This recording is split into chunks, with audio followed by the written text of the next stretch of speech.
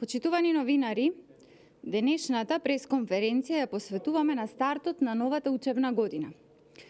Иднината на Република Македонија се младите и нивното квалитетно образование. На стартот на учебната година, ние на сите ученици им посакуваме одличен успех, а особено на првачињата лесно совладување на новите знаења и образовни предизвици. Ја известуваме јавноста дека во насока на создавање на подобра образовна политика и иницирање на предлози и проекти кои ќе го подобрат образовниот систем, ВМРО ДПМНЕ е во фаза на избор на членови на Комисијата за образование и наука, која активно ќе ги следи сите прашања поврзани со образованието на младите и онаму каде што ќе оцени преку својата пратеничка група, а секако во иднина и преку советничките групи, ќе понуди конструктивни предлози и идеи за подобрување. Комисијата со својата работа долгорочно ќе се потруди да биде коректив на власта во оваа сензитивна сфера, каде се гради иднината на нашите деца, но ќе се согласите и иднината на нашата држава и на светот воопшто. Почитувани, главна карактеристика на владите на ВМРО ДПМНЕ беа работа, инвестиции и градба. Резултатите го говорат тоа. Владата, која што беше предводена од ВМРО ДПМНЕ за овие 10 години, изгради 74 нови училишни објекти, а реконструираше 400. Во делот на стандардите на наставничкиот кадар, највисоката плата на наставниците за време на ВМРО ДПМНЕ од 2006 година во однос на 2016 година порасна за 67%, а за 119% е зголемена најниската плата на наставниците.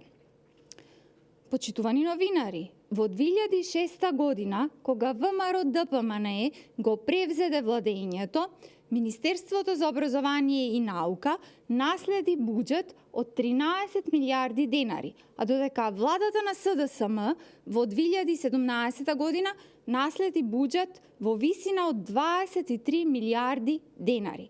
Ова покажува дека зголемувањето на буџетот достигнало рекордни 86% за инвестиции во овој сектор.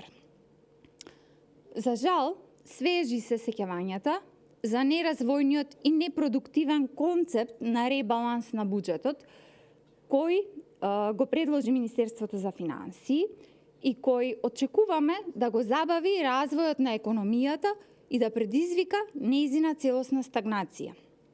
Со ребалансот средства беа скратени во клучниот ресор образование и наука и тоа 25 милиони денари помалку за реконструкција на основни училишта, 15 милиони денари помалку за изградба на средни училишта.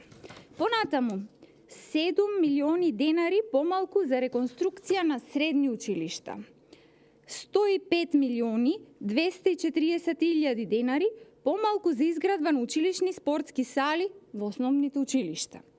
5 милиони денари помалку имаше за опремување на лаборатории, 20 милиони денари помалку за проект за превод на книги од реномирани автори.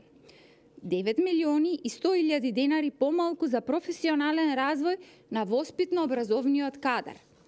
31 милион денари помалку за спортски објекти предвидени во програмите за млади и спорт.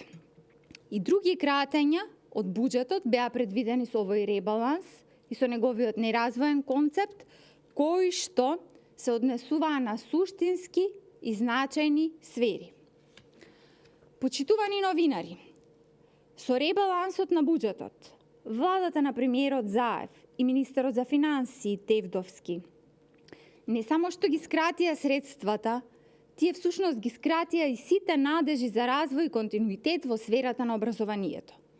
ВМРО ДПМНЕ очекува дека на стартот на новата учебна година и покрај огромните кратења на средства во овој ресор образование, сепак дека владата ќе изнајде начин и ќе создаде услови основните и средните училишта во Република Македонија во новата учебна година нормално и непречено да ја вршат својата работа до крајот на учебната година, а при тоа да се запази квалитетот на наставата и ученичкиот стандард.